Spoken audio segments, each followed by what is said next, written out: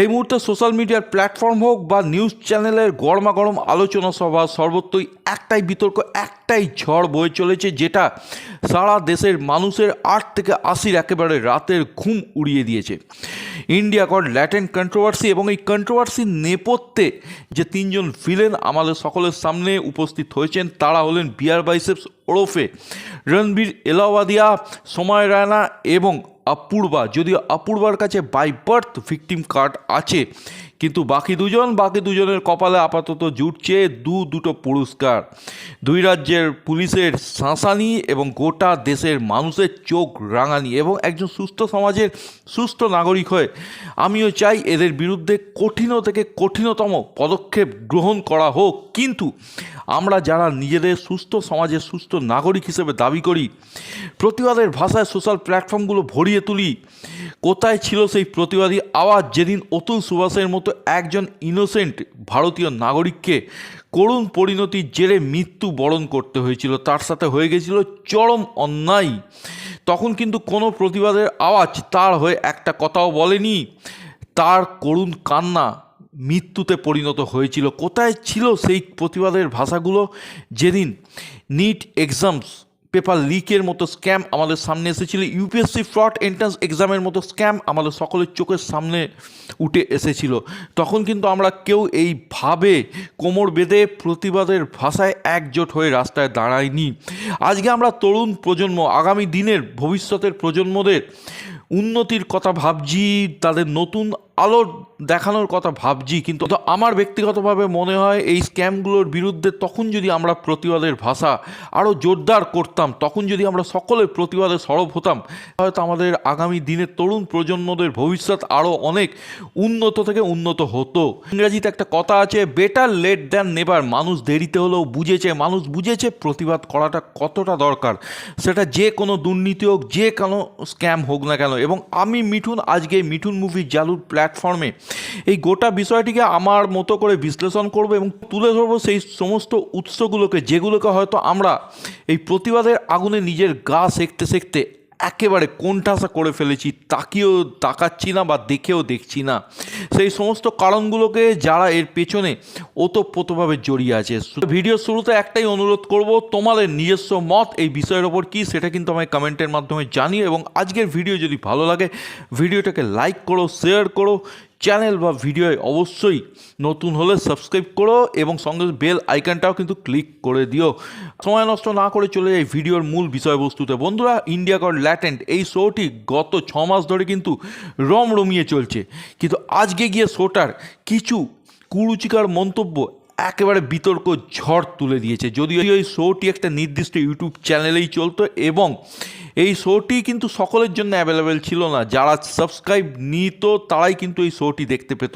এবং এত কিছু সত্ত্বেও এই তরুণ প্রজন্মের ইউথ আইকন রণবীর এলাওয়াদিয়ার মুখে মা বাবাকে নিয়ে এই রকম কটূক্তি সারা দেশে কোথাও গিয়ে যেন একটা ঝড় তুলে দিয়েছে, একটা আগুন তুলে দিয়েছে, মানুষের মনের মধ্যে একটা চাপা রাগ যেন উস্কে দিয়েছে এই বিতর্কটা। এবং এই বিতর্ক, এই কটূক্তি, এটা অত্যন্ত জঘন্য, এটা আমিও স্বীকার করি। এবং এর জন্যে যে বা যারা দোষী তাদের প্রত্যেকের কিন্তু আমিও শাস্তি দাবি করি ব্যক্তিগতভাবে। কিন্তু আমার প্রশ্ন একটা জায়গায়, আজকে যে এই ঘটনাটি ঘটলো, এই ঘটনার জন্য কি শুধু এই তিনজনকে দায়ী করা ঠিক হবে? না বন্ধুরা, আমরা যদি একটু পিছিয়ে যাই, ছোটোবেলায় যদি আমরা মনে করি থাকি, একটা নির্দিষ্ট চ্যানেলে একটা বিখ্যাত প্রোগ্রাম হতো মিরাক্কেল। সেই প্রোগ্রামে ননভেজ জোকসগুলো কিন্তু আমরা বাবা মা জ্যাঠা জেঠিমার পাশে বসে গ্রাসে গিলতাম। তখন কিন্তু কোনো প্রতিবাদের ভাষা বয়ে যায়নি, তখন কিন্তু মানুষ প্রতিবাদের সরব হয়নি, বরঞ্চ নিছক বিনোদনের নামে এই প্রোগ্রামগুলোকে এনকারেজ করা হতো। এবং একটা আগুনের ছোট্ট ফুলকি জ্বলতে জ্বলতে জ্বলতে আজকে ইন্ডিয়া গট ল্যাটেন্টের মতো একটা বড় আকারে আমাদের সামনে কিন্তু উপস্থিত হয়েছে। আমাদের বোঝা উচিত ছিল, আমরা 20 গাছের চারা পুঁতি, তাহলে কিন্তু বড় হয়ে সেটা বিষবৃক্ষ হিসেবেই আমাদের সামনে ধরা দেবে। এবং ইন্ডিয়া গট ল্যাটেন্ট কিন্তু সেই রকমই একটা বিষবৃক্ষ হয়ে আমাদের সামনে ধরা দিয়েছে, যেটা গত 6 মাস ধরে কিন্তু অনবরত হায়েস্ট সাবস্ক্রাইবার নিয়ে রমিয়ে চলতো বন্ধুরা। এবং আমি যদি ব্যক্তিগতভাবে রণবীর এলাওয়াদিয়ার প্রসঙ্গ তুলে আনি, তিনি এমন একজন মহান লোক যাকে আমাদের মাননীয় প্রধানমন্ত্রী পর্যন্ত পুরস্কৃত করেছেন এবং ওনার শোয়ে সেলিব্রিটি থেকে শুরু করে নামি দামি নেতা মন্ত্রীদের আনাগোনা কিন্তু লেগেই থাকতো। এবং আমার প্রশ্ন এখানেই, তিনি এমন কি দায়িত্ব পালন করেছেন আমাদের সমাজের প্রতি, আমাদের দেশের প্রতি, এখানে তাকে পুরস্কার নিতে হয় স্বয়ং মাননীয় প্রধানমন্ত্রীর হাত থেকে? এর উত্তর আমার জানা নেই। তোমাদের যদি জানা থাকে আমায় কমেন্ট সেকশনে অবশ্যই জানিও বন্ধুরা। এবার যদি আমি সময় রায়নার কথা বলি, সময় রায়না এমন একটা ব্যক্তিত্ব যে ডার্ক কমেডির আড়ালে নিয়মিত ভালগারিটিকে প্রমোট করে এসেছেন। তার ভিডিও মানেই ভালগারিটি, অশালীন গালিগালাজ থাকবেই। এত কিছুর পরেও তাকে কেবিসির মতো একটা এডুকেশনাল গেম শোতে ইনভাইট করা হয় এবং সেখানে সে বসে সগর্বে বলে যায় অমিতাভ বচ্চনজিকে যে আমার ভিডিও যদি আপনি দেখতেন তাহলে হয়তো আমাকে ইনভাইট করতেন না। এতটা কনফিডেন্ট, এতটা মনের জোর কোথায় আসে? এর জন্য কে দায়ী? এর জন্য কি সত্যি সময় রায়না দায়ী, না এই মানুষগুলো দায়ী যারা সময় রায়নাকে এতটা প্রেফারেন্স দিয়েছে, এতটা সম্মান জানিয়ে কেবিসির মতো একটা শোতে ইনভাইট করেছে? এর উত্তর আমার জানা নেই। তোমাদের যদি জানা থাকে আমাকে অবশ্যই কমেন্টের মাধ্যমে জানিও। এবং অপূর্বাও কিন্তু এই ক্ষেত্রে একটা কটূক্তি করেছে, একটা নোংরা কটূক্তি করেছে কি, এবং আমি আগেই বলেছি সে বাই বার্থ একটা ভিকটিম কার্ড হোল্ড করছে এবং সেই জন্যে তার 7 খুন মাপ বন্ধুরা। সুতরাং এই যে সময় রায়না, অভিষেক, এলাহাবাদিয়া বা অপূর্বা, এদের নিয়ে আজকে আমরা এত তর্ক করছি, এত বিতর্ক করছি, এদের শাস্তির দাবিতে আমরা এইভাবে মুখর হয়ে সরব হয়েছি, কোমর বেঁধে একেবারে রাস্তায় নেমে পড়েছি। কিন্তু আমাদের সমালোচনা, আমাদের তর্ক, আমাদের প্রতিবাদ কিন্তু সেই দিনই করা উচিত ছিল যেদিন এই 3 জনকে নিয়ে এতটা মাতামাতি হতো।